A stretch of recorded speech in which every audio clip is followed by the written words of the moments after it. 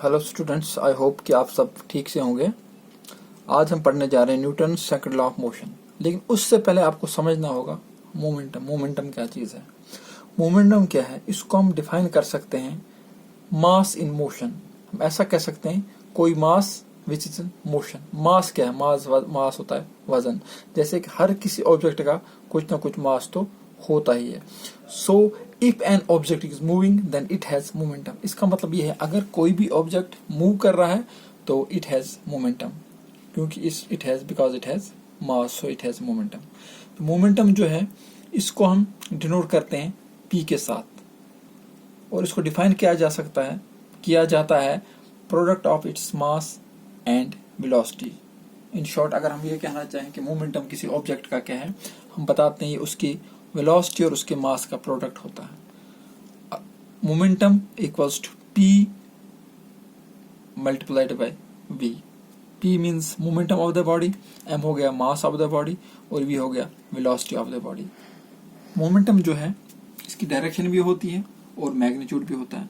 जैसा कि आपको पता है जिस क्वांटिटी में ये दोनों चीजें हो, direction as well as magnitude, उसको क्या कहते हैं? That is a vector quantity. इसलिए हम कह सकते हैं जो मोमेंटम है ये एक वेक्टर क्वांटिटी है। इसकी जो डायरेक्शन होती है ये सेम होती है as that of velocity. Velocity की जो डायरेक्शन होगी वो मोमेंटम की भी डायरेक्शन होगी। और मोमेंटम का जो ऐसा यूनिट होता है वो होता है किलोग्राम मीटर पर सेकंड। ऐसा क्यों? देखिए मोमेंटम किसके बराबर है? Mass into velocity. मास का जो हमारा ऐसा यूनिट है वो होता है किलोग्राम, और वेलोसिटी का होता है मीटर पर सेकंड। इसलिए मोमेंटम का जो ऐसा यूनिट है that is kilogram metre per second. इसको हम ऐसे भी लिख सकते हैं। अब हम आते हैं Newton's second law of motion. Newton's second law of motion states that the rate of change of momentum of an object is proportional to the applied unbalanced force in the direction of force. इसका मतलब यह है the rate of change of momentum जो होगा वो directly proportional होगा जो उस पर हम किसी बॉडी पर फोर्स अप्लाई करते हैं। जैसा कि इसको हम ऐसे भी एक्सप्रेस कर सकते हैं। Newton second law can be expressed like this also. Force is directly proportional to change in momentum, time taken. ये जो टाइम है it is a time taken for the change in momentum. Momentum में जो change होगा उसमें उसको change होने में कितना समय लगता है, दिस इज टाइम टेकन। अब इसको थोड़ा और समझने के लिए हम एक बॉडी लेते हैं। हम कंसिडर करते हैं a body of mass m। कोई बॉडी है जिसका मास m के बराबर है, हैविंग इनिशियल वेलोसिटी u। इसकी जो इनिशियल वेलोसिटी है वो u है। तो इसका मोमेंटम क्या होगा? आपको पता है momentum is the product of mass and velocity. तो इसका इनिशियल मोमेंटम होगा mass and it's initial velocity, that is it's initial momentum. Suppose करते हैं कि एक फोर्स F जो इस पे एक्ट करता है टाइम t के लिए, और उसकी वजह से क्या होता है उसमें उसकी जो फाइनल वेलोसिटी है वो v बन जाती है। पहले क्या थी? u उसकी इनिशियल वेलोसिटी थी। अब इसे फोर्स एक्ट हुआ F के बराबर टाइम t के लिए, तो इसकी जो वेलोसिटी है वो चेंज हुई, इट बिकम्स v। अब v जो है v becomes it's final velocity. तो इसका जो फाइनल मोमेंटम होगा that will B mv। m इसका मास है जैसा कि आपको पता है, और v इसकी फाइनल वेलोसिटी। अब बात उठती है कि चेंज इन मोमेंटम किसके बराबर होगा। जैसे कि आपने पढ़ा है चेंज इन वेलोसिटी क्या होती है? Final velocity minus initial velocity. वैसे ही जो चेंज इन मोमेंटम होगा ये भी हम ऐसे निकालेंगे, final momentum minus initial momentum. Final momentum क्या है इसका? mv, और इनिशियल मोमेंटम mu। तो इसका जो चेंज इन मोमेंटम होगा that will be given by mv minus mu। ठीक है। तो according to Newton second law of motion, जैसा आपको पता है force is directly proportional to change in momentum divided by time taken for the change. अब आपको पता है इनिशियल मोमेंटम भी बॉडी का आपको पता है, फाइनल भी पता है, तो हम ऐसा भी लिख सकते हैं force is directly proportional to mv minus mu divided by t। mv minus mu is the change in momentum. Momentum में कितना चेंज होगा, this is final momentum minus initial momentum, और जो t है time taken for this change. अब इसके बाद उसको ऐसे लिख सकते हैं m कॉमन निकाल के v minus u divided by t। अब आपको पता होगा जैसा कि आपने पढ़ा जो एक्सेलरेशन क्या होती है?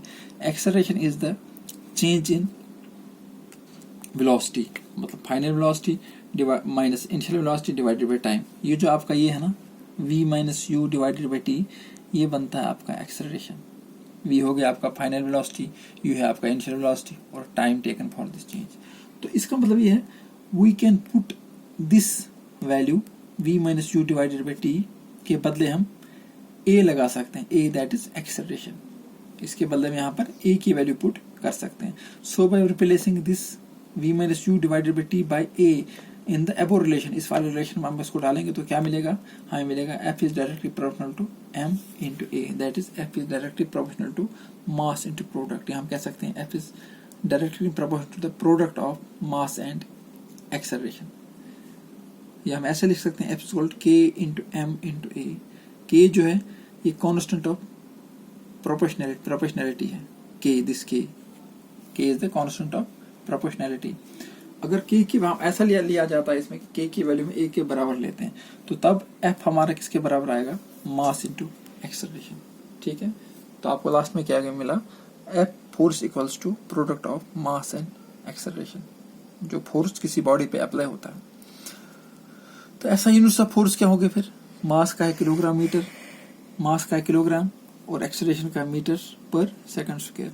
तो फोर्स का जो ऐसा यूनिट होगा that will be kilometre, that will be kilogram metres per second square. इसको हम ऐसे लिख सकते हैं kilo KG metre per second square, या इसको न्यूटन भी कहा जाता है। इसको this kilogram metre per second, इसको शॉर्ट में न्यूटन में कहा जा सकता है। या हम ऐसा कह सकते हैं Newton is the unit of force, ऐसा यूनिट ऑफ फोर्स जो है दैट इज न्यूटन। अब आपको न्यूटन का भी पता होना चाहिए। न्यूटन क्या है, newton is defined as a amount of force which produce an acceleration of 1 metre per second square in an object of 1 kg of mass. ये न्यूटन जो है, एक यूनिट ऑफ न्यूटन जो है इतना फोर्स है जो एक बॉडी में जिसका वजन 1 किलो के बराबर है उसमें 1 मीटर पर सेकंड स्क्वायर के बराबर एक्सेलरेशन पैदा कर सकता है। फिर से बता देता हूँ, जो न्यूटन क्या है, न्यूटन को हम डिफाइन कर सकते हैं अमाउंट ऑफ फोर्स। इतना फोर्स है जो एक बॉडी जिसका वजन है 1 kg, जिसका मास है 1 kg, उसमें 1 मीटर पर सेकंड स्क्वायर जितना एक्सेलरेशन पैदा कर सकता है, तो उसको हम कहेंगे 1 न्यूटन। या हम ऐसे लिख सकते हैं 1 unit of force equal to 1 kg into 1 metre square. तो force equals to mass into acceleration, इसको हम ऐसे लिख सकते हैं A is equal to F divided by M, where A is the acceleration, F is the force and M is. I hope कि आपको इसका समझ आ गया होगा।